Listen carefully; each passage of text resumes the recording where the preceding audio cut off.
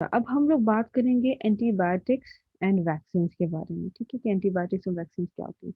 वो ड्रग्स जो कि आपकी हेल्थ के मतलब मेंटेनेंस के लिए इस्तेमाल होती हैं, उनमें आती हैं एंटीबायोटिक्स और ड्रग्स आ जाती हैं। ठीक है, तो सबसे पहले हम लोग डिस्कस करेंगे एंटीबायोटिक्स को। ठीक है,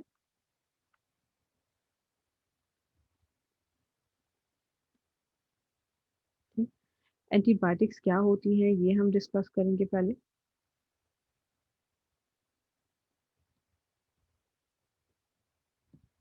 तो एंटीबायोटिक्स होती क्या है? एंटीबायोटिक्स जो हैं इनकी अगर डेफिनेशन की जाए तो इनकी डेफिनेशन ये है, प्रोड्यूस बाय माइक्रो ऑर्गेनिजम्स। ठीक है, लाइफ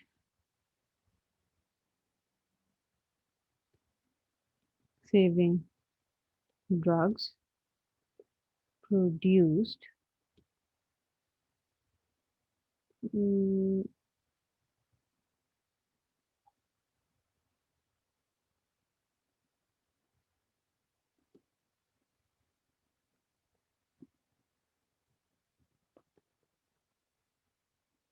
माइक्रो ऑर्गेनिजम्स। ओके, और इसमें सबसे जो इम्पोर्टेंट फंक्शन क्या होता है, मतलब अगर लाइफ सेविंग ड्रग्स हैं और ये माइक्रो ऑर्गेनिज्म इनको प्रोड्यूस करते हैं, ये क्या करती हैं? That work they work by by two conditions. Now there are two conditions how they work. EITH here, either killing the germ cells or they stop growth of germs. ठीक है, stop further growth. अच्छा जी, अब जो germs को किल करती हैं उनको बोलते हैं हम बैक्टीरियोसिडल। ठीक है, उनको हम बोलते हैं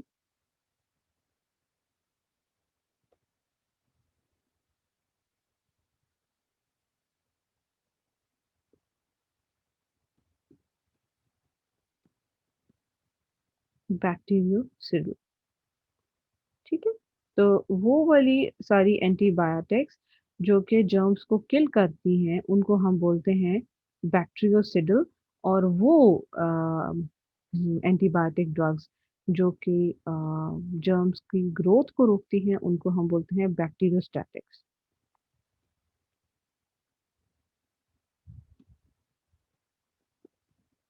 ठीक, तो ये दो तरह की ड्रग्स हैं जो कि डिफरेंट तरह के माइक्रो ऑर्गेनिज्म से बनती हैं। जैसे penicillin is an antibiotic, it's a marvellous antibiotic and it's a great wonder medicine.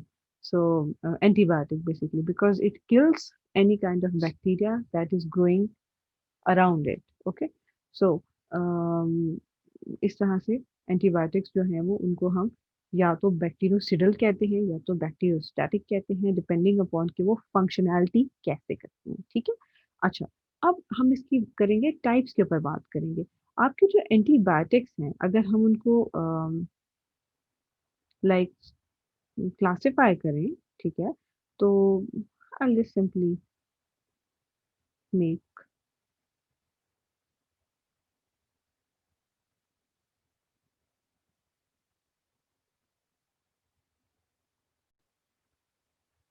Okay. Now we will talk about the classification.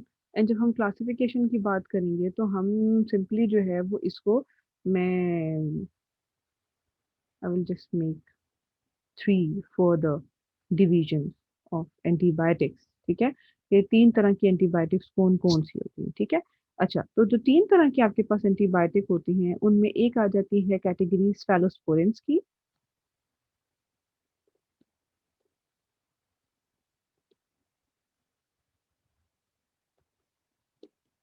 स्फेलोस्पोरेंस, ठीक है, आप ऐसे करके इसको जैसे स्पेल करते हैं तो उसको डिफरेंट सेलेबल में डिवाइड कर फैलोस्पोरिन। ठीक है, एंड जो नेक्स्ट ग्रुप आ जाता है उसमें आ जाती हैं आपकी टेट्रासाइक्लिन्स।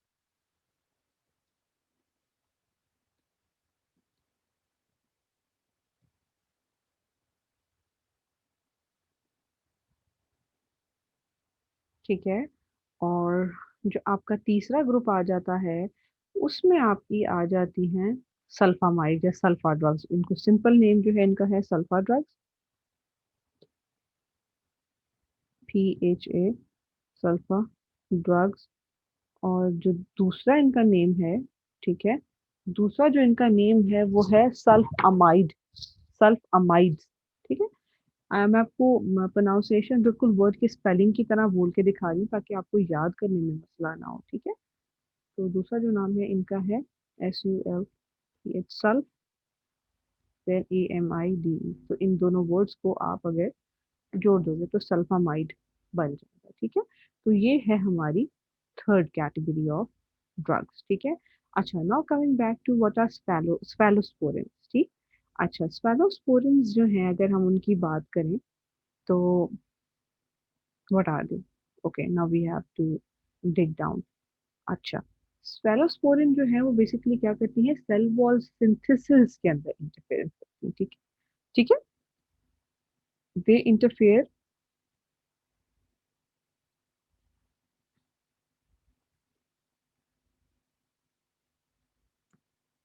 इन सेल वॉल सिंथेसिस।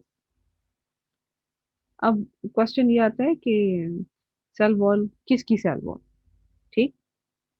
तो सेल वॉल बेसिकली बैक्टीरिया की सेल वॉल। ठीक है।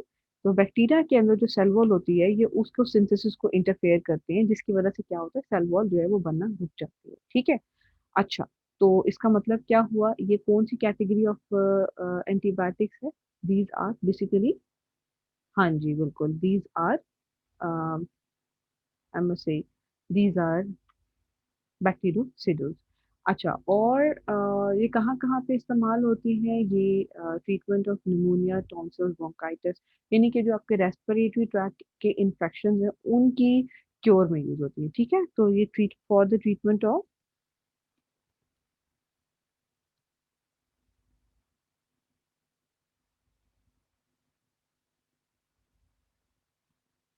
PNEU, pneumonia.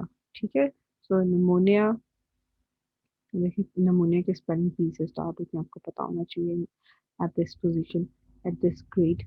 टॉन्सिल्स, ये भी आपके जो है वो रेस्पिरेटरी ट्रैक में बनते हैं टॉन्सिल्स। एंड ब्रोंकाइटिस, ब्रोंकाइटिस जो है वो आपका लोअर रेस्पिरेटरी ट्रैक में आ जाता है। ठीक है, TIS वाली तो। अच्छा, सो ये सारी जो डिजीजेस हैं ये किससे डील होती है? ये सब डिजीजेस जो हैं ये आपके डिफरेंट तरह की स्फेलोस्पोरिन ड्रग्स की हेल्प से डील की जाती है। ठीक है। अच्छा, अब हम बात करते हैं कि bronchitis, kindly make sure that you don't mess up with the spelling. Okay. अच्छा, अब हम बात करते हैं कि जो टेट्रासाइक्लिन ड्रग्स होती हैं ये क्या करती हैं, ये मतलब कहाँ कहाँ इस्तेमाल हो रही हैं और क्या क्या करती हैं? बेसिकली इनके साथ हम लिख देते हैं, यहाँ पे पहले लिख देते हैं कि दे आर बैक्टीरियोसाइड।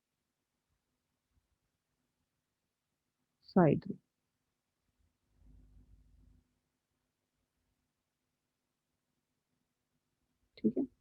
क्योंकि जब आपकी सेल वॉल सिंथेसाइज नहीं होगी तो बैक्टीरिया बन ही नहीं पाएगा सही तरीके से। ठीक है। बाहर वाली मेम्ब्रेन ही आप तोड़ दोगे तो बैक्टीरिया सही से बन नहीं पाएगा, तो डाई हो जाएगा। टेट्रासाइक्लिन्स की बात करते हैं। अब टेट्रासाइक्लिन्स क्या है, इनको कहा जाता है ब्रॉड स्पेक्ट्रम एंटीबायोटिक्स। ठीक है। They are basically broad spectrum bacteriostatic.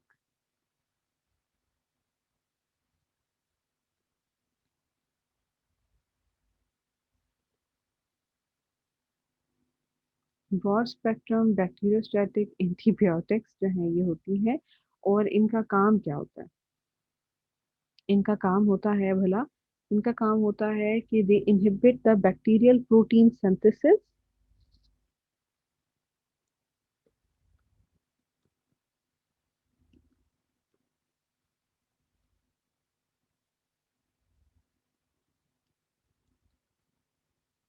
Synthesis और जब बैक्टीरिया के अंदर प्रोटीन सिंथेसिस रुक जाता है तो फिर बैक्टीरिया की मजीद ग्रो नहीं हो पाती, and they are used in treatment of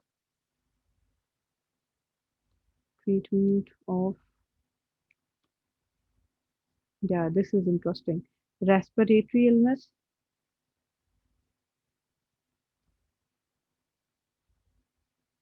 illnesses और यूरिनरी ट्रैक्ट इन्फेक्शन।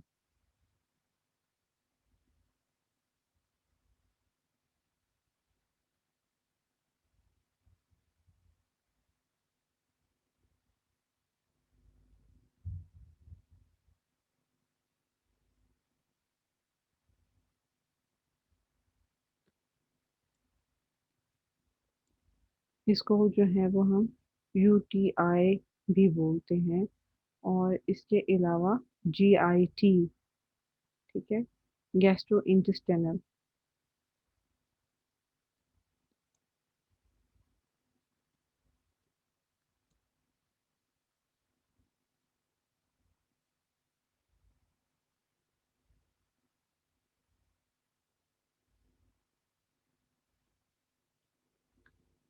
इसको बोलते हैं GUI, sorry GIT, GIT. Gastro intestinal मतलब इंटेस्टाइन और गैस्ट्रो, ये आपका सारा डाइजेस्टिव सिस्टम है, ठीक है। इंटेस्टाइन, कोलोन, रेक्टम, सारा इस रीजन में, स्टमक, इन रीजन में जब आपको कोई मसला होता है, कोई प्रॉब्लम होता है, जो आपको डाइजेस्टिव गंदा खाना खा लेने से होता है मोस्टली, तो उनमें हम जो है ये टेट्रासाइक्लिन मेडिसिन यूज करते हैं, एंटीबायोटिक्स यूज करते हैं, जो कि ब्रॉड स्पेक्ट्रम बैक्टीरियोस्टेटिक एंटीबायोटिक्स हैं। अच्छा, इसके बाद जो है वो लास्ट कैटेगरी ऑफ ड्रग्स के ऊपर आएंगे। बेसिकली ये क्या होती है? दे आर ब्रॉड स्पेक्ट्रम बैक्टीरियोस्टैटिक्स, पहली बात, ठीक है।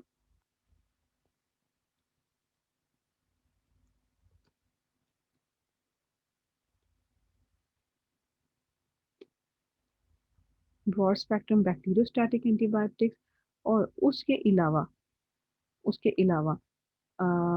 जो नेक्स्ट चीज है वो ये है कि इनका फंक्शन कहाँ पे होता है? नमूनिया में और यूटीआई में।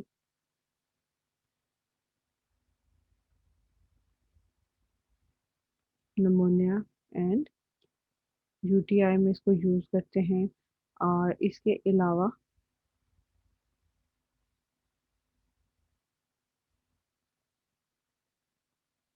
ये फोलिक एसिड प्रोडक्शन को रोकती है। बेसिकली होता क्या है कि ये वर्कआउट कैसे करती है कि फोलिक एसिड प्रोडक्शन को स्टॉप करती है, prevents folic acid production in bacteria, ठीक है। और यूज कहाँ होती है? नमूनिया और यूटीआई की ट्रीटमेंट के अंदर वो ये यूज होती है, ठीक।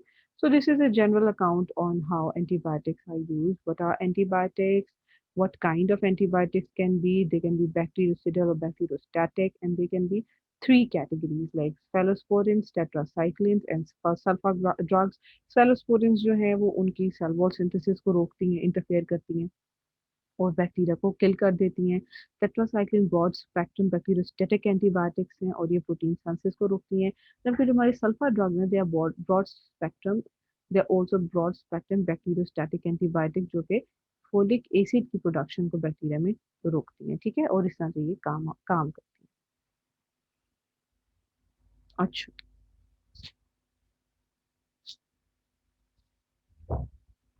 अब हम बात करेंगे वैक्सीन की, ठीक है।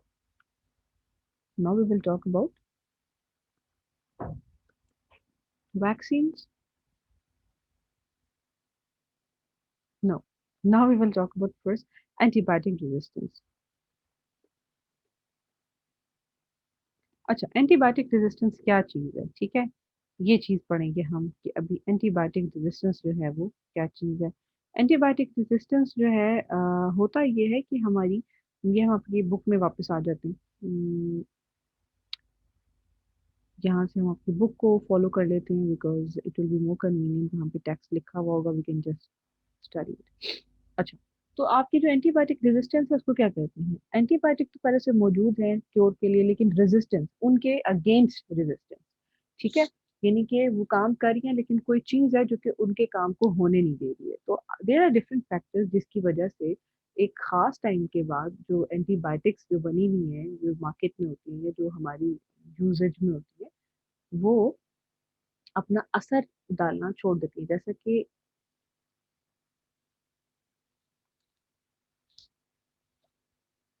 कि ये है कि वक्त गुजरने के साथ साथ जो है वो पुरानी एंटीबायोटिक्स इफेक्टिव नहीं रही हैं, और अब जो है वो डॉक्टर जो है वो आपको नई नई मेडिसिन लेके देते हैं जो कि स्ट्रांग होती है वो ज्यादा, ठीक है। तो अब बात ये आती है कि कंसेप्ट तो आपको पता चल गया कि एंटीबायोटिक रेजिस्टेंस होती क्या है। उसकी रीजन ये होती है कि जो आपके वक्त के साथ साथ जैसे जैसे आप बैक्टीरिया को मारने के लिए मेडिसिन देते हैं, तो देखिए आपको एक बात पता होगी कि हर कोई अपनी जिंदा रहने के लिए, सर्वाइवल के लिए कोशिश करता है, तो compete करता है। तो जब वो कंपटीशन, जब आप उनको बैक्टीरिया को मतलब ड्रग देते हो किल करने के लिए, तो वही बैक्टीरिया जो आपको डिजीजेस कॉज करते हैं वो compete करते हैं और अपने आप को उन एंटीबायोटिक्स के साथ रेजिस्टेंट बना लेते हैं, ठीक है। अपने आप को उन एंटीबायोटिक से रेजिस्टेंट बना लेते हैं, जिसकी वजह से अब वो एंटीबायोटिक्स जो है वो उन बैक्टीरिया को किल करने में मददगार साबित नहीं हो पाती। इस कंडीशन को कहते हैं antibiotic resistance. Now question is कि ऐसी क्या रीजन है जिसकी वजह से बैक्टीरिया या जो भी जरासीम होते हैं वो इतने रेजिस्टेंट हो जाते हैं, ठीक है। They can be number of factors. होता ये है कि their internal mechanism stop the working of antibiotic. अब बैक्टीरिया जो है कभी कभी वक्त के साथ साथ ऐसे मैकेनिज्म डेवलप कर लेते हैं अपने अंदर ही अंदर कि वो उस एंटीबायोटिक को ही ब्रेक डाउन करके खा पी जाते हैं, बजाय से कि उसे मरे। जैसा कि अगर सर्दी का मौसम हो तो इंसान जो है वो क्या करता है कि गर्म कपड़े निकाल लेता है ताकि वो सरवाइव कर सके। इसी तरह से एक और जो रीजन है वो क्या है कि समटाइम्स जो डॉक्टर होते हैं या हम इंसान होते हैं, हम क्या करते हैं, सेल्फ मेडिकेशन करते हैं। डॉक्टर के पास नहीं जाते, खुद ब खुद कोई भी मेडिकेशन।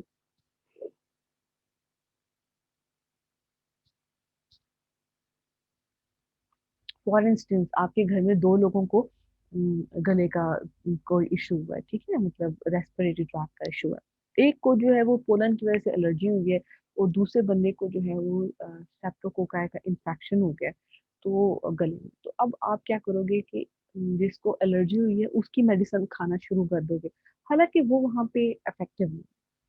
ठीक, तो जब आप गलत मेडिसिन लेते हो एक बीमारी के लिए, तो उसकी वजह से क्या होता है, तो जो बैक्टीरिया होते हैं वो अपने आप को जो दूसरे वाले बैक्टीरिया, दूसरी वाली एंटीबायोटिक होती है उसके साथ भी रेजिस्टेंट कर लेते हैं, जिसकी वजह से हम जो एंटीबायोटिक्स होती हैं अवेलेबल वो इनइफेक्टिव हो जाती है, ठीक है।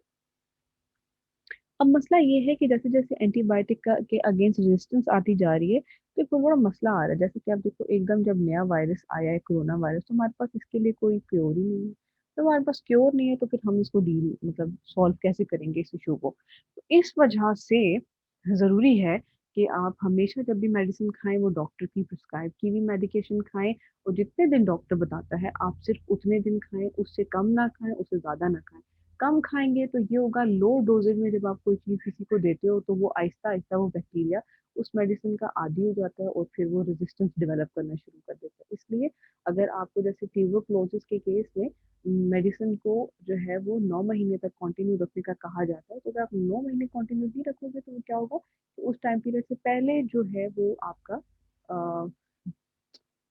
जो बैक्टीरिया है, कम मेडिसिन खाने की वजह से वो क्या होगा कि वो पूरी तरह से मरेगा नहीं, और जो वीक बैक्टीरिया होंगे वो भी सर्वाइव कर रहे होंगे, और not they will become more strong, ठीक है। तो इसलिए कुछ खास बातों का खास ध्यान रखना बहुत जरूरी है।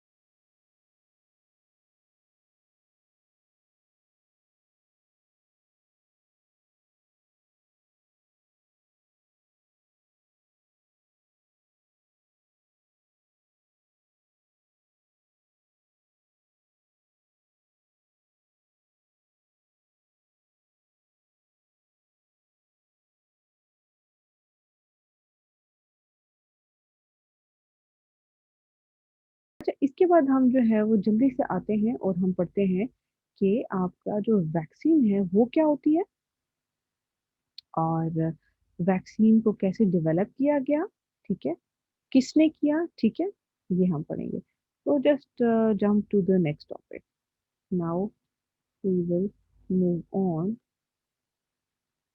To the next topic that is vaccine. ठीक है, अच्छा वैक्सीन क्या होती है? अच्छा, अब एक चीज तो होती है ना, एंटीबायोटिक, ठीक है, एक ही होती है वैक्सीन, ठीक है। वैक्सीन और एंटीबायोटिक में फर्क क्या है? वैक्सीन जो है वो आपकी एंटीबायोटिक जो है वो तब दी जाती है किसी भी पेशेंट को जब उसमें डिजीज अपीयर हो जाती है, लेकिन जो वैक्सीन होती है it is provided to a person, healthy person, before the onset of disease, ठीक है, introduced in the body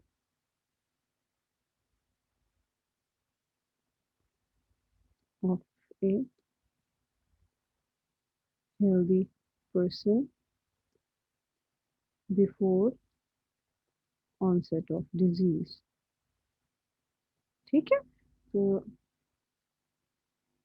disease आने से पहले पहले जो है वो इसको हमारी बॉडी के अंदर जो है वो इंट्रोड्यूस कर दिया जाता है, जिसकी वजह से क्या होता है कि इंसान जो है वो क्या करते हैं, हेल्प्स इन द, इसकी वजह से क्या होता है कि it helps in the development of what, immunity against the disease. तो डिजीज के आने से पहले, ठीक है, before the disease has come, ये लिखना चाहिए, हैज कम। तो डिजीज के आने से पहले ही बॉडी को हम तैयार कर देते हैं कि इन केस अगर डिजीज आ जाए तो उससे लड़ना कैसे, ठीक है, तो इस चीज को हम कहते हैं वैक्सीन। तो ये स्टोरी एक बड़ी मजे की स्टोरी है कि वैक्सीन को कैसे जो है वो फाइंड आउट किया गया, ठीक है। तो वैक्सीन जो है ये हम आपके अच्छा, इसकी स्टोरी को जानने से पहले एक और चीज कि हाँ वैक्सीन होती क्या है ये भी हम आपको डिफाइन कर लेते हैं यहाँ पे, कि वैक्सीन को अगर आपको पूछा जाए कि जैसे ड्रग्स के बारे में हमने पढ़ा कि ड्रग्स तो डिफरेंट सोर्सेज से आते हैं, ऐसा होता है वैसा होता है, तो वैक्सीन कैसे बनती है, ये कहाँ से होती क्या चीज है ये, ठीक है, व्हाट इज ए वैक्सीन। तो what is vaccine? Vaccine are basically the material is containing the weakened or killed pathogen, ठीक है, they are basically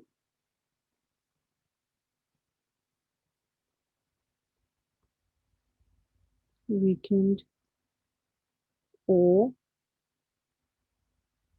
killed pathogens, ठीक है, वीकेंड और किल्ड पैथोजेंस हैं जो कि वैक्सीन कॉज कर, मतलब वैक्सीन बनाने में हेल्प आउट करते हैं, ठीक है। अच्छा, ये तो इसकी प्रोडक्शन के हवाले से हमने बात कर दी, ठीक है, और ये हमने बात कर दी कि it helps in the development of immunity, ठीक है, it helps in the development of immunity, ठीक है, इसका फंक्शन ये है, ठीक है, और इसका जो प्रोडक्शन के हवाले से बात है वो ये है, ठीक। अच्छा, ओके, अब हम बात करते हैं कि ये स्टोरी क्या थी। स्टोरी ये थी, आपकी बुक की तरफ आ जाते हैं हम, सही है, और बुक को फॉलो करते हैं हम थोड़ा सा, क्योंकि बुक में जो है वो पूरी स्टोरी दी हुई है। बुक में आपके ये बताया गया है कि 1796 में एक ब्रिटिश फिजिशियन था, उसका नाम था एडवर्ड जेनर, ठीक है, क्या नाम था उसका, एडवर्ड जेनर नाम था, ठीक है। अच्छा, उसने किया क्या, उसने ये किया कि उसने एक यंग बॉय को इन्फेक्ट करा दिया विद काउ पॉक्स, ठीक है, काउ पॉक्स एक खास किस्म के पॉक्स है जो कि उस काउ पॉक्स के अंदर से पस लेके उस छोटे बच्चे को, यंग बॉय को इंजेक्ट करा दिया। और उसके बाद क्या क्या क्या हुआ, वो जो बॉय था उसमें क्या हुआ कि उसको काउ पॉक्स का जो इन्फेक्शन है वो नहीं हुआ। ठीक है। अब उसने क्या किया कि अ, इस इस एक्सपेरिमेंट को जब उसने कंडक्ट किया तो उसने ये थोड़ा सा सोचा कि अगर काउ पॉक्स के इंजेक्ट करने से, एक यंग बॉय को इंजेक्ट करने से उसमें काउ पॉक्स नहीं हो रही, ये जो छोटा सा यंग बॉय है, इसी तरह से उसने क्या सोचा कि हो सकता है मैं किसी दूसरी डिजीज के साथ ट्राई करता हूँ। उसने क्या किया, स्मॉल पॉक्स पेशेंट जो है उसके अंदर क्या किया, injected the pus cells from smallpox patient to him. अब उसने क्या किया कि अब एक स्मॉल पॉक्स पेशेंट लिया उसने, और उसके जो स्मॉल पॉक्स थे उनमें से थोड़ी सी पस ली, और इसी बॉय को जो है जिसको पहले कॉ पॉक्स से इन्फेक्ट करा चुका था, उसको दोबारा इसने अब स्मॉल पॉक्स की पस से इंजेक्ट कराया। ठीक है। अब जब उसने ये पस सेल इंजेक्ट किए तो बॉय में कोई भी स्मॉल पॉक्स का जो सिम्टम है वो डेवलप नहीं हुआ, स्मॉल पॉक्स डेवलप ही नहीं हुए।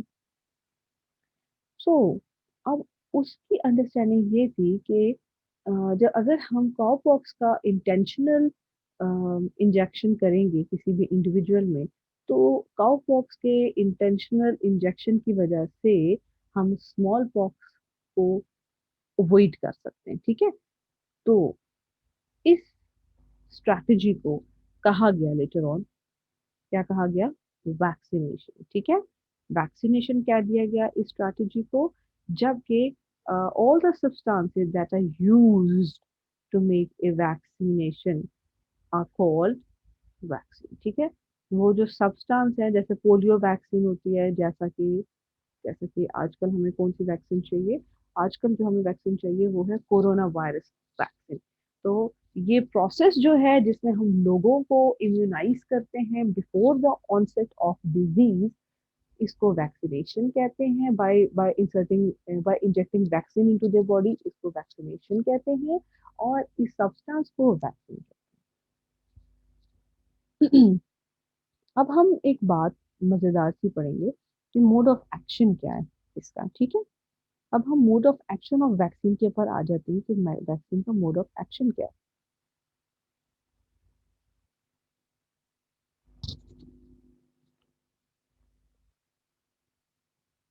For example, these are some germ sales.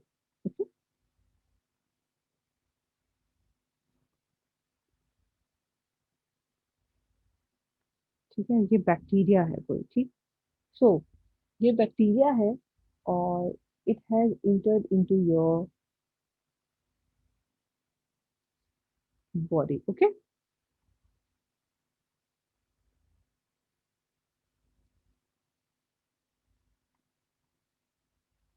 ये आपका ब्लड स्ट्रीम है। ठीक है। ये आपका ब्लड स्ट्रीम है जिसमें ये बैक्टीरिया इंटर हो गया।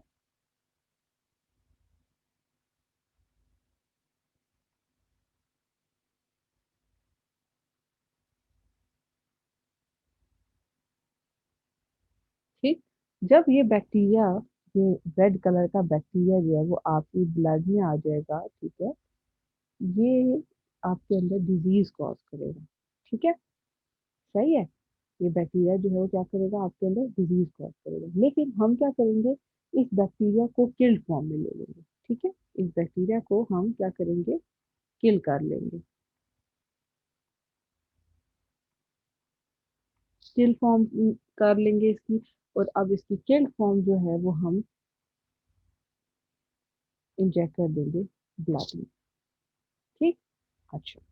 जब हम इसकी किल फॉर्म को आपके ब्लड में इंटर कर देंगे, तो उसकी वजह से क्या होगा, उसकी वजह से एंटीबॉडीज प्रोड्यूस होंगी। ठीक है। क्या प्रोड्यूस होना शुरू हो जाएंगी, एंटीबॉडीज। जब हम इसको अंदर लेके आएंगे तो जो आपका होस्ट की बॉडी सेल्स हैं वो क्या बनाना शुरू कर देंगे, एंटीबॉडीज। ठीक है। वाई शेप एंटीबॉडीज बनना शुरू हो जाएंगी। ठीक है। सही है। जो आपका किल्ड सेल है हम उसको ऐसे ड्रॉ कर लेते हैं।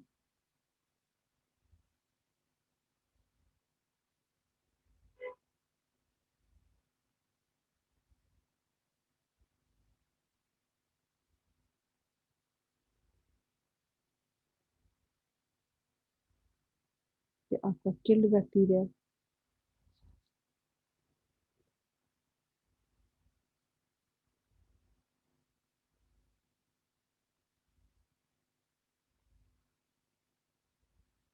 ठीक है, ये आपका किल्ड बैक्टीरिया है। इसको जब अंदर आया, ये बैक्टीरिया जब अंदर आएगा तो ये क्या करेगा, ये जो आपका किल्ड फॉर्म में जब बैक्टीरिया अंदर आएगा तो ये एंटीबॉडीज बनाएगा। ठीक है, these substances are basically what?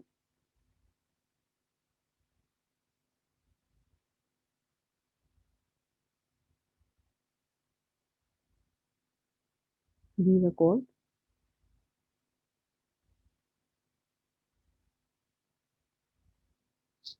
antibodies।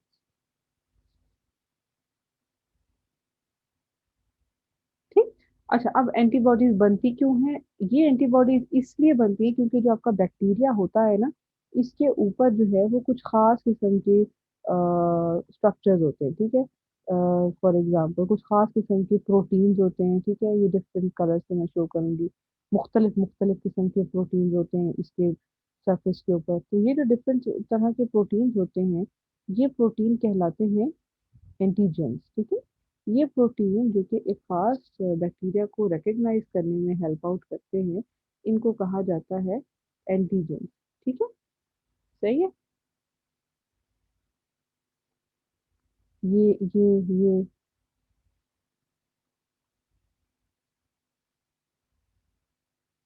ये और ये सारे जो प्रोटीन्स हैं, इनको क्या कहते हैं हम? एंटीजेंस।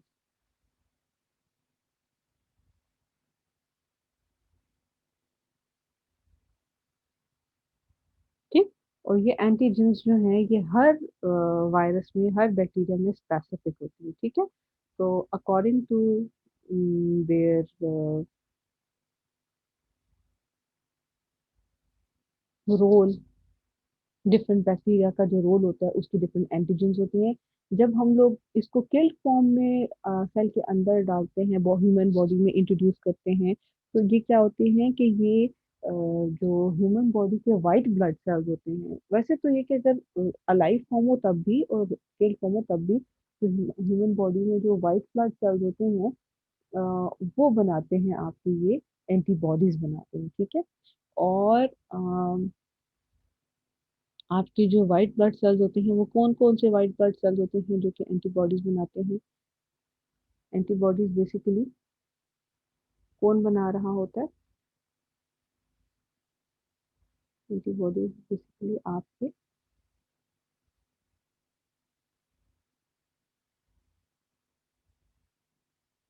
डब्ल्यू बी सी बनाते हैं। ठीक है,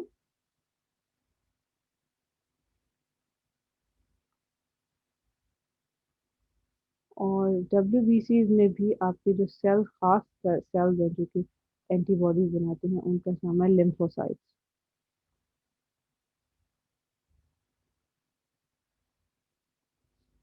ठीक है,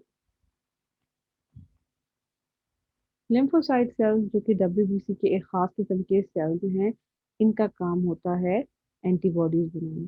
सो अगर हेल्दी बैक्टीरिया घुसेगा अंदर तो जो लिम्फोसाइट एंटीबॉडी बनाएंगे उनका नंबर कम होगा, जिसकी वजह से इम्यूनिटी भी इतनी ज़्यादा स्ट्रांग नहीं होगी और इन्फेक्शन जल्दी फैलेगा आपकी बॉडी में।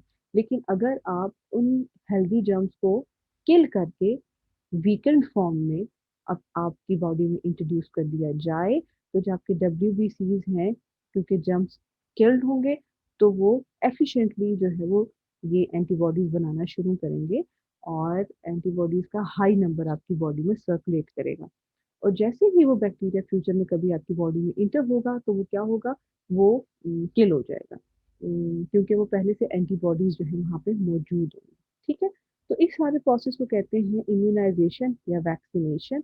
और इस प्रोसेस के जरिए जो है वो आपकी जो बॉडी होती है वो अपने आप को किसी भी तरह के फ्यूचर इन्फेक्शन से बचा लेती है अगर उसको वैक्सीन दी जाए। ठीक है, तो ये एक बहुत ही अच्छा मेथड है। ठीक है, और ये हाईली रिकमेंडेड है।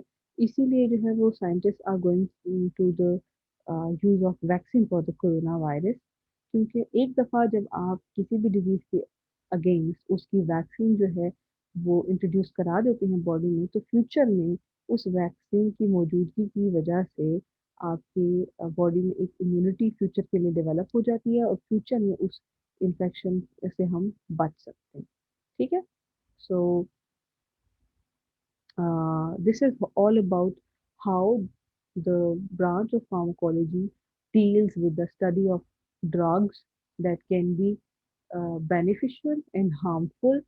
And I hope you would have better concept about this chapter, this lesson. इस लेसन में जो आपके